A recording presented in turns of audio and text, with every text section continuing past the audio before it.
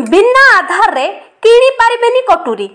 वर्तमान आम देश रे आधार एक गुरुत्वपूर्ण दस्तावेज होइछि। हेले केबे चिंता करछंती कि आधार देई दुकान रु कटुरी बा अन्य जिनिस किनिबा कथा? हुए तो आपन को यह आश्चर्य करथिबो, किंतु एमिति अजब नियम महाराष्ट्र पुणे रे जारी करा जायछि। एठारे चाष उपकरण कटुरीटे किनिबाकु हेले आपन को आधार कार्ड देखाइबाकु हबो। जेते परिचित और विश्वासयोग्य व्यक्ति हुंतु ना काहेकि तांकु कटुरी बिना आधार रे मिलिबो नहीं। पुलिस पुणे रे एबे अधिकांश अपराध कटुरी द्वारा संगठित हेउछि बोली प्रकाश करिछि। अपराधी कटुरी द्वारा भयभीत कराई साधारण लोकठू लूटपाट करुछंती। एही गैंग को कटुरी गैंग बोली कुहा जाउछि। एमाने घर भितरे दिन दिहिपरे मधु पसी कटुरी देखाई लूट करुछंती।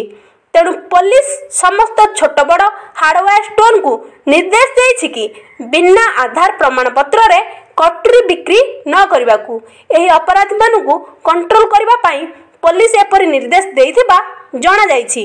जदि केही एही नियम अमान्य करंती तेबे तांको विरोध कार्यानुष्ठान हेबो। तेबे पुलिस रे एही अजब नियम परे चासी और साधारण लोक टिके अडुआरे पड़ी जाइछंती।